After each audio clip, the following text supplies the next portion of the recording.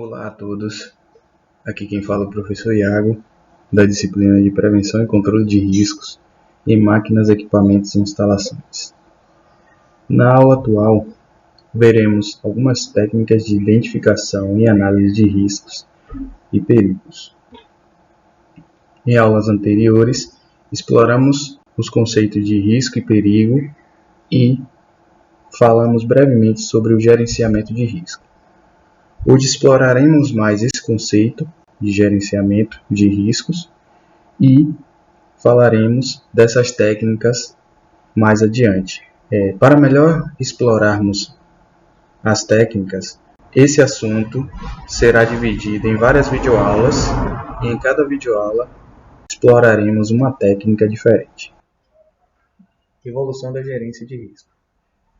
Bom, desde os primórdios, o homem é exposto aos riscos em todas as suas atividades. O homem primitivo, nas suas atividades essenciais de caça e pesca, eram expostos a diversos riscos. E tais riscos começaram a serem minimizados a partir do seu conhecimento e antecipação, como a gente viu em aulas anteriores. Atualmente, indivíduos que se dedicam a tarefas e funções relacionadas à segurança do trabalho e patrimonial, proteção contra incêndios, controle de qualidade, inspeção e análise de riscos para fins de seguro, análise técnica de seguro e outras atividades semelhantes são conhecidos como os gerentes de risco. Dentro da segurança do trabalho, os técnicos de segurança, os engenheiros de segurança, geralmente são os responsáveis por fazer o gerenciamento dos riscos ocupacionais e dos riscos de acidente dentro do ambiente de trabalho. Gerência de riscos. Bom, a gerência de riscos é, na verdade, a ciência, a arte e a função que visa a proteção dos recursos humanos, materiais e financeiros de uma empresa, justamente através do conhecimento desses riscos que estão presentes no ambiente e a antecipação desses riscos. Define-se então a gerência de riscos como uma metodologia que visa aumentar a confiança na capacidade de uma organização em prever, priorizar e superar obstáculos para, como resultado final, obter a realização de suas metas. As metas podem ser, por exemplo, a diminuição do número de incidentes, diminuição do número de acidentes, de afastados e doenças ocupacionais no ambiente de trabalho, assim como diminuição de perdas materiais. Bom, na legislação atual já existem alguns objetivos do gerenciamento de riscos, como por exemplo na NR9, o Programa de Prevenção de Riscos Ambientais, o PPRA, onde no subitem 9.3.1 diz que o Programa de Prevenção de Riscos Ambientais deverá incluir as seguintes etapas: antecipação e reconhecimento dos riscos, que é uma das funções principais do gerenciamento de riscos, estabelecimento de prioridades e metas de avaliação e controle desses riscos e implantação de medidas de controle e avaliação de sua eficácia. Ou seja, através da análise desses riscos continuamente, deve-se verificar a eficácia do controle desses riscos. Já na nova NR1, que fala sobre as disposições gerais, e o GRO, que é o Gerenciamento de Riscos Ocupacionais, nessa NR fala também sobre o Programa de Gerenciamento de Riscos, o PGR, que vem em substituição ao PPRA. No subitem 1.5.7.1 diz que o PGR, esse Programa de Gerenciamento de Riscos, deve conter, no mínimo, os seguintes documentos, ou seja, a sua estrutura deve ser baseada em um inventário de riscos, onde a pessoa responsável por a elaboração desse programa deve levantar todos os riscos presentes no ambiente de trabalho e, através desse levantamento de riscos, deve-se fazer um plano de ação, que é justamente fazer um controle desses riscos, implementar medidas para a diminuição dos eventos indesejados, seja ele o treinamento, né, dos funcionários, entrega de EPIs, enclausuramento de máquinas para diminuição, por exemplo, de ruído causado por essa máquina, ou troca dessa máquina, troca de local e por aí vai. São diversas ações, são diversos planos de ações que devem justamente fazer essa minimização dos riscos ou gerenciar esses riscos presentes no ambiente de trabalho. Então, os objetivos do gerenciamento de riscos devem ser a identificação de ameaças, oportunidades, pontos fortes e fracos da empresa, do ambiente de trabalho, implementação de uma gestão proativa e não reativa. Essa gestão proativa de SST se refere à antecipação dos riscos das doenças de trabalho e dos acidentes de trabalho, né? É justamente aquela gestão que está no chão de fábrica, acompanhando todo o andamento das atividades dos colaboradores, né? Essa gestão proativa é também chamada de segurança do trabalho do tipo 2, né?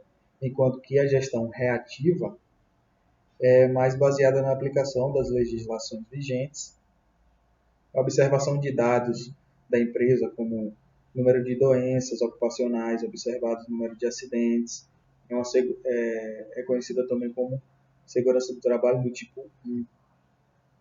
Tornar a alocação de recursos mais eficaz.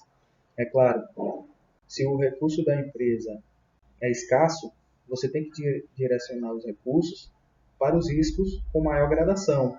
Se você está, por exemplo, no ambiente de trabalho que tem um agente químico cancerígeno, né, isso pode, no futuro, gerar indenizações contra a empresa dos funcionários expostos àquele agente. Então, a alocação de recursos deve ser em cima daquele risco químico, né? Treinamento para manuseio do agente químico, criação de um PPR, né, que seria o Programa de Proteção Respiratória, reduzir perdas e custos com prêmios, indenizações, etc. Claro, se você está gerenciando bem os riscos ocupacionais, os riscos de acidentes, consequentemente você vai ter um número menor de acidentados, um número menor de afastados e, devido a isso, você vai pagar menores indenizações, menores prêmios para seguradoras, né? Se o empregador tem o interesse de fazer um seguro para a sua empresa, se o número de afastados e acidentados é alto, consequentemente o valor do seguro ele aumenta. O profissional de segurança do trabalho tem que saber explorar esse tipo de situação para poder vender o produto a determinada empresa ou então fazer com que o empregador ele se conscientize mais no sentido de que os gastos com segurança do trabalho podem minimizar gastos maiores no futuro. Atender às exigências legais, como a gente viu, está em norma, na NR1, na nova NR1, na NR9 vigente, né, que tem que se haver um levantamento desses riscos e um gerenciamento dos riscos. Atuar na melhoria da qualidade de vida dos seus colaboradores por meio da redução de acidentes. Bom, a norma ISO 45001 de 2018 é a versão mais atual da norma de Sistema de Gestão de Segurança e Saúde Ocupacional, que é muito aplicada em todo o planeta e também no Brasil. Assim como existem outras ISOs, por exemplo, a ISO 9001, que fala sobre o modelo de gestão da qualidade, e a ISO 14001, que é o sistema de gestão ambiental. Essa ISO 45001, na verdade, ela é um tipo de certificação. Isso quer dizer que a empresa cumpre com rigorosos requisitos legais em relação ao sistema de gestão de saúde e segurança ocupacional. Essa ISO 45001, ela vem em substituição à famosa USHAS 18001. Isso aconteceu no ano de 2018. Essa ISO basicamente estabelece os requisitos para um sistema de gestão de segurança e saúde no trabalho. É uma norma de caráter preventivo, ou seja, que visa prever e diminuir os incidentes e acidentes no ambiente de trabalho, através da redução e controle dos riscos, seguindo a abordagem PDCA, ou seja, planejar, executar, checar e agir. PDCA, na verdade, é uma sigla que vem do inglês. Essa norma foi elaborada para ser aplicável em organizações de qualquer porte, segmento de mercado e em qualquer lugar do mundo. Tá? Muitas empresas optam por esse tipo de certificação porque a venda de produtos ou de bens às vezes está atrelado à obtenção ou não desse tipo de certificação. Tá? Bom, falando no ciclo PDCA, né, o que ele significa? O plan vem de planejar, né? Seria, na verdade, localizar os problemas da empresa, os pontos críticos, a criação também de uma política e de um planejamento para estabelecer aí um plano de ação. Para isso precisa do envolvimento da diretoria da empresa, a utilização de legislação trabalhista e regulamentações e principalmente a avaliação dos riscos no ambiente de trabalho. O do, fazer, na verdade a execução desse plano. Né? Seria fazer a educação dos funcionários, o treinamento desses funcionários, realizar inspeções no ambiente de trabalho, inspeções de terceiros, ou seja, de empresas terceirizadas, a gestão da entrega de EPIs e a utilização correta desses EPIs. O checar, refere-se à verificação do atingimento das metas. Então, quando a gente faz os planos de ação, consequentemente a gente tem que criar metas, né? E o check é justamente verificação de como está o andamento para atingir ou não essas metas. Então, nesse tipo de ação, se utiliza as checklists, né? O monitoramento do ambiente de trabalho.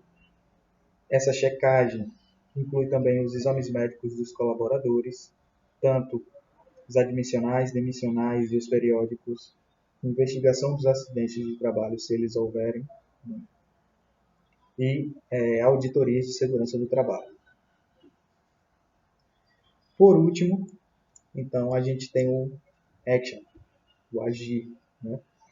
Seria então a ação corretiva dos insucessos.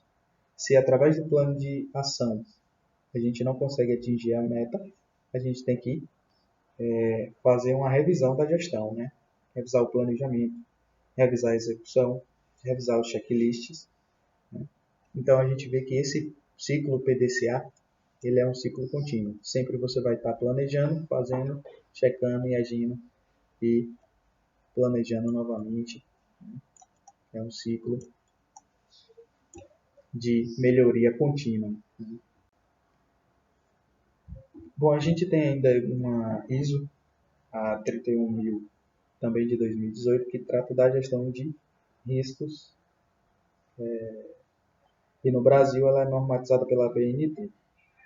Basicamente essa ISO ela é uma norma de gestão de riscos com reconhecimento internacional. Ela não tem a finalidade de certificação. Ela funciona como um guia para as empresas. Ela tem aplicabilidade para qualquer empresa, seja ela pública, privada ou comunitária, associação, grupo ou indivíduo, e ela não é específica para qualquer indústria ou setor. Ou seja, ela tem uma grande aplicabilidade em diversos setores e em indústrias ou empresas de diversos tamanhos. Essa ISO é dividida basicamente em três.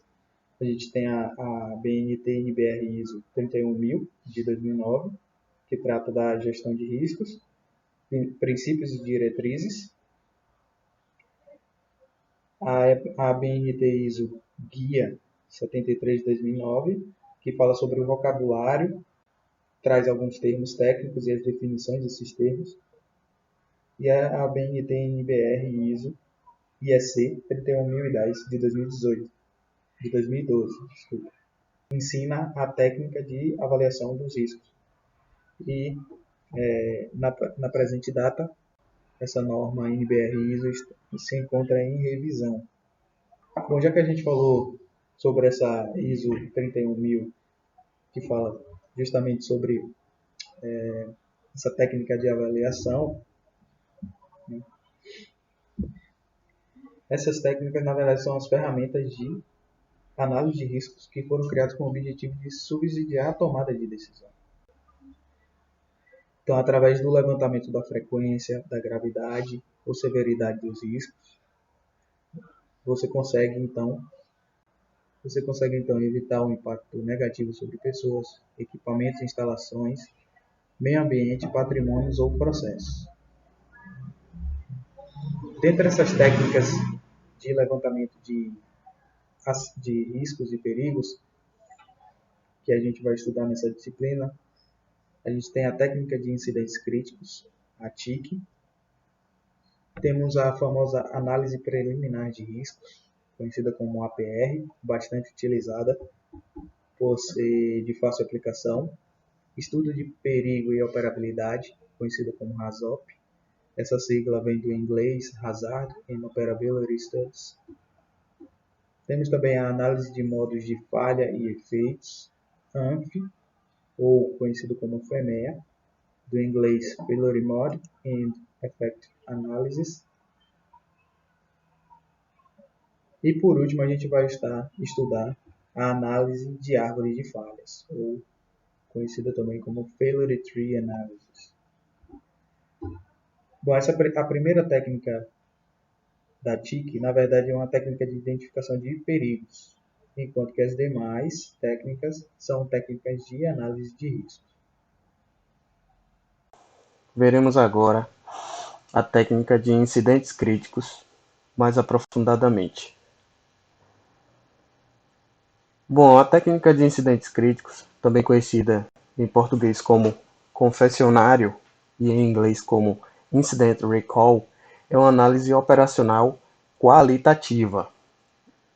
As análises qualitativas, ela tem um caráter subjetivo, né? É baseada na observação e na narrativa dos eventos, tá?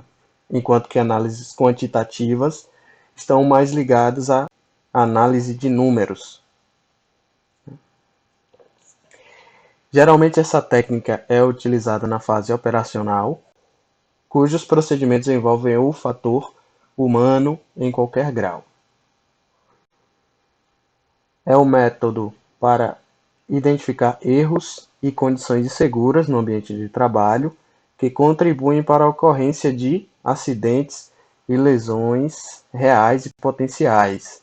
Se a gente se lembrar lá da nossa pirâmide de Bird, o que a gente via? Que os incidentes, justamente causados por esses erros e condições inseguras, podem levar ou podem contribuir para a ocorrência de lesões mais graves, né?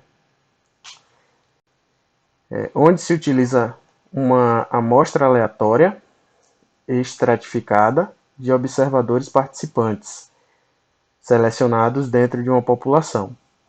Então, a partir da seleção de um determinado número de funcionários, de um determinado número de pessoas dentro do ambiente de trabalho, você vai retirar uma amostra, certo?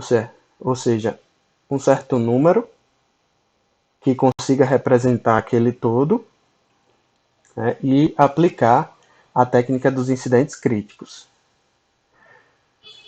Bom, aqui eu trouxe novamente a pirâmide de Bird, que a gente viu em aulas anteriores. Então, basicamente, na aplicação da TIC, a gente quer identificar o que? Os incidentes, né? Os incidentes críticos, que como a gente viu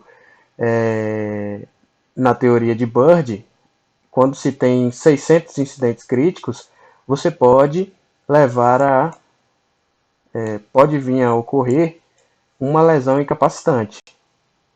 Então, na observação desses incidentes críticos, o que a gente quer, na verdade, é diminuí-los através do entendimento dos erros que levam àqueles incidentes, para que não venham a ocorrer as lesões incapacitantes, as lesões leves ou mesmo danos à propriedade.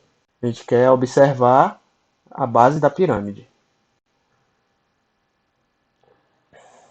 Outra descrição da TIC foi publicada por Shell em 1998. Ele diz que a técnica do incidente crítico é um procedimento de entrevistas qualitativas, que facilita a investigação de ocorrências significantes, eventos indesejados, incidentes dentro da empresa, processos, problemas ocorridos, identificados pelo respondente na maneira como eles foram conduzidos e os resultados em termos de efeitos percebidos.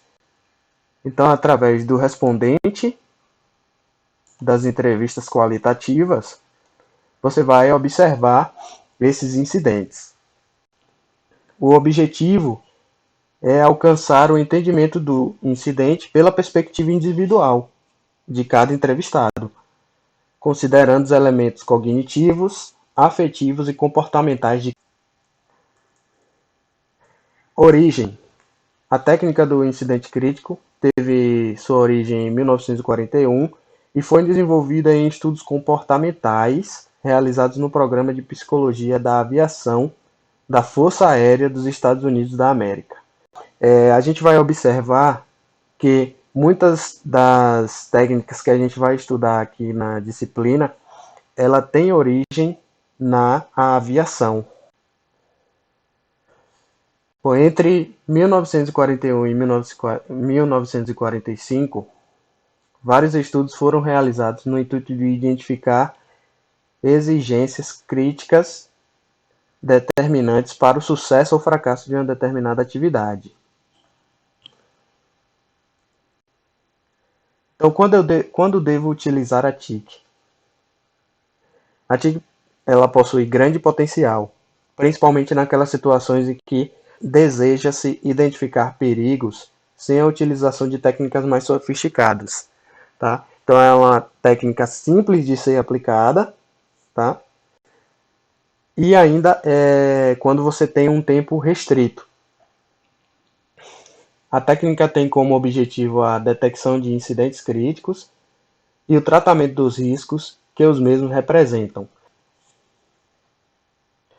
Ao aplicar a TIC, é extremamente importante conscientizar os participantes, ou seja, aqueles entrevistados, né, os funcionários da empresa entrevistado, que eles não sofrerão reclamações, advertências ou qualquer outro tipo de punição ao declarar os acontecimentos ocorridos que tenham quebrado as regras da empresa.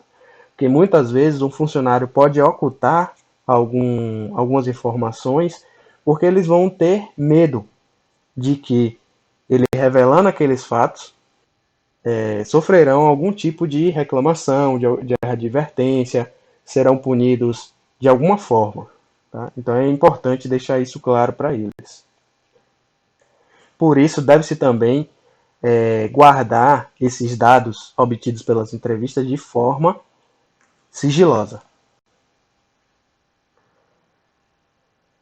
Procedimentos recomendáveis. Os registros de incidentes críticos consistem na descrição de comportamentos pouco habituais, sejam eles positivos ou negativos, que se revelam espontaneamente numa determinada situação de contato. Os comportamentos a serem identificados devem, essencialmente, contribuir para aumentar o conhecimento sobre os interlocutores desse contato. Durante o procedimento, os respondentes são chamados a contar histórias e a lembrar de eventos, algo que a maioria das pessoas faz com muito facilmente, né? Além de gostar de fazê-los. Então, por isso que a TIC, muitas das vezes, você tem um resultado positivo na aplicação. Passos para utilizar a TIC. O primeiro é a determinação dos objetivos da atividade a ser desenvolvida. Então, o que é que eu quero com a aplicação dessas entrevistas, né? Qual é o meu objetivo de dados? Né? O que é que eu quero observar? Elaboração das perguntas a serem aplicadas às pessoas que fornecerão os incidentes críticos a partir dos relatos.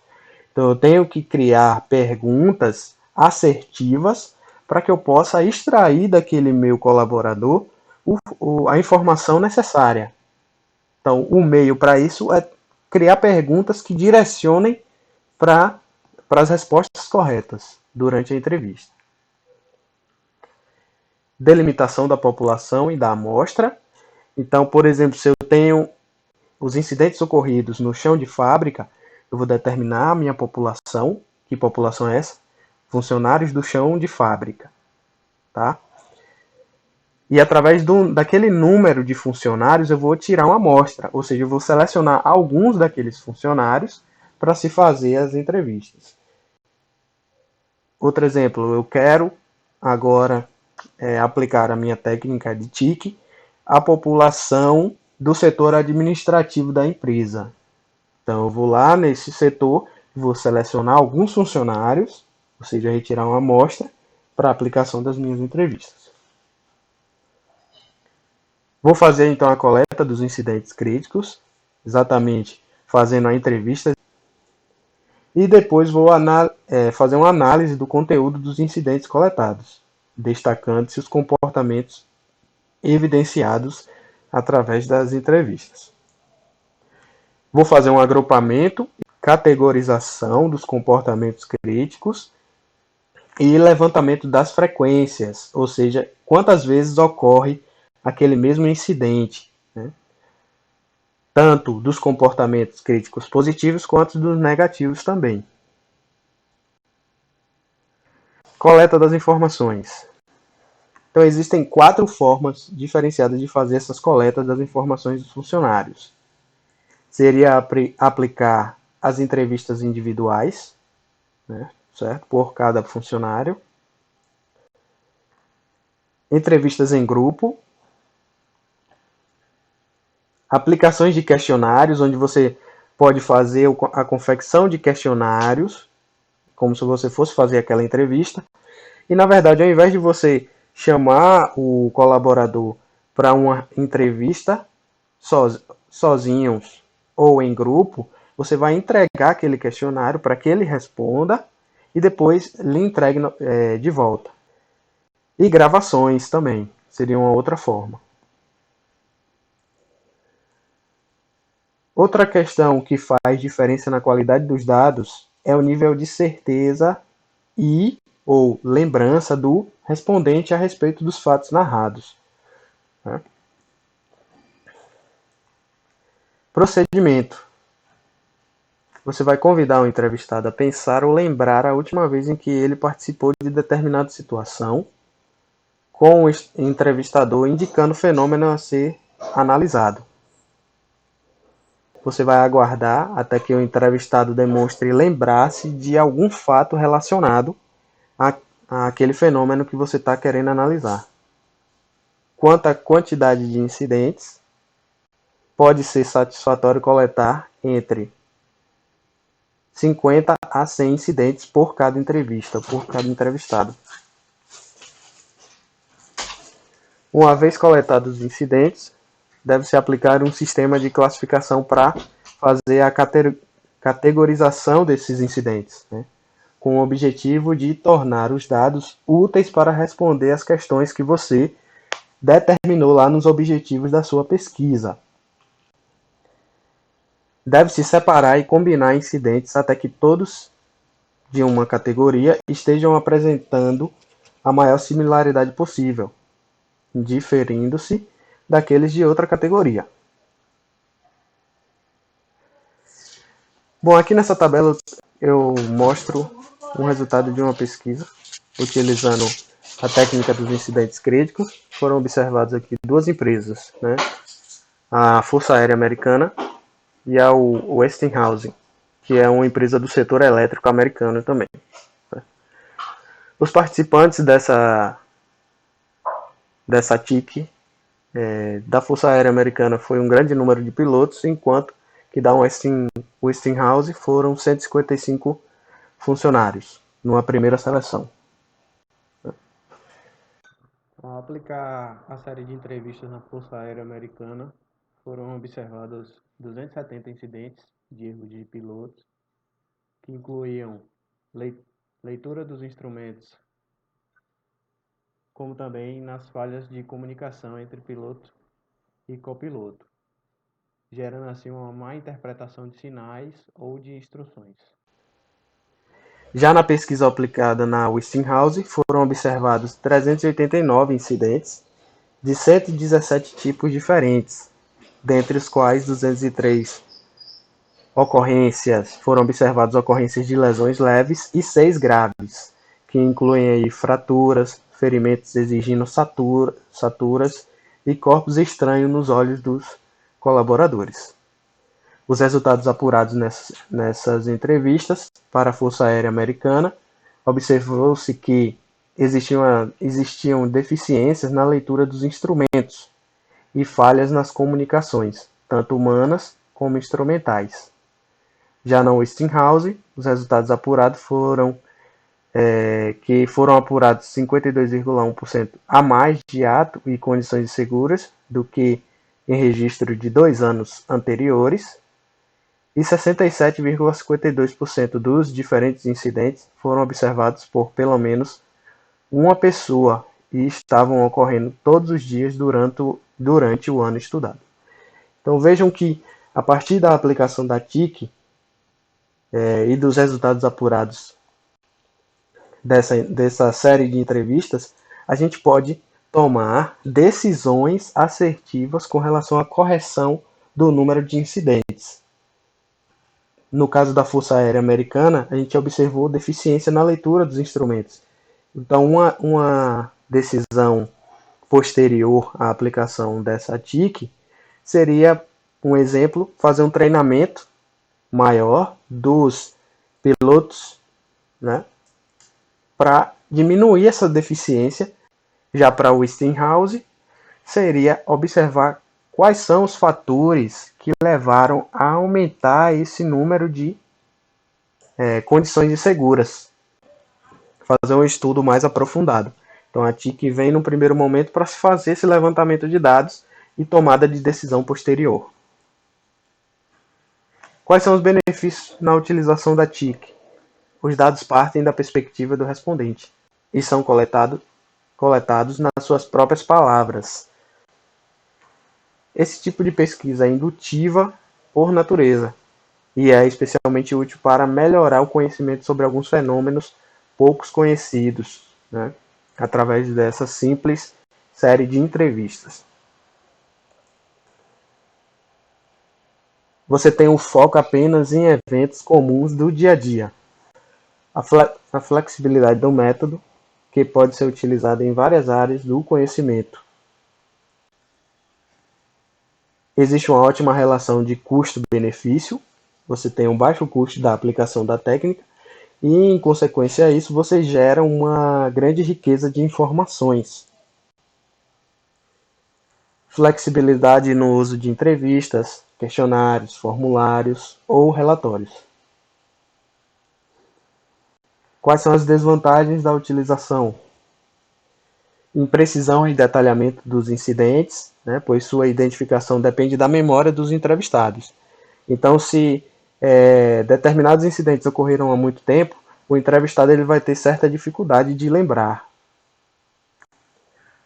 Os dados coletados tendem a apresentar um viés pela memória mais recente e os mais antigos tendem a ser esquecidos. A ênfase é mais sobre eventos raros. Os eventos mais comuns tendem a ser omitidos ou ignorados pelos observadores. Veja, se é comum, por exemplo, um funcionário ele dirigir sem o cinto de segurança, para ele, aquele evento, aquele incidente é tão comum que já faz parte do dia a dia dele. Então, ele vai tender a esquecer ou a omitir esse fato. Os entrevistados podem não estar dispostos a cederem muito no seu tempo para falar ou escrever uma história detalhada para a descrição do incidente crítico. Então é importante quando você faz a entrevista que o entrevistado ele lhe dê o máximo de informações possíveis. Mas às vezes, devido à falta de tempo, ele vai fazer uma descrição muito breve do evento. Então vai ser mais difícil de você retirar informações mais ricas de detalhes. Exemplo de questionários. Né? A pergunta 1 aqui. Você já se pegou dormindo enquanto viajava dirigindo? Quando aconteceu? Qual era o trajeto que você estava realizando? Há quanto tempo você estava dirigindo? Né? Ao iniciar a viagem, você já estava sem dormir há quanto tempo? Tomou alguma medicação ou bebida que pudesse ter te dado sono? Qual foi essa medicação ou bebida? Tinha outras pessoas no carro com você? Quantas? Qual a sua relação após o fato ocorrido? Isso já tinha acontecido antes? O fato ocorreu pela noite ou pelo dia? Então veja que, a partir dessa simples pergunta, você já se pegou dormindo enquanto viajava dirigindo? Você começa a tentar detalhar o evento, né? Perguntar o número de pessoas que estavam com você, se você tinha ingerido algum tipo de medicação ou bebida, se foi pela noite ou foi pela manhã, quanto tempo você já estava dirigindo, por quantas horas seguidas, né? Para que você consiga enriquecer o seu banco de dados com essas informações colhidas na entrevista, tá? Bom, essa foi a primeira técnica de identificação de riscos e perigos. E para que esse vídeo não fique muito longo, falaremos sobre as demais técnicas em vídeos posteriores. Até mais.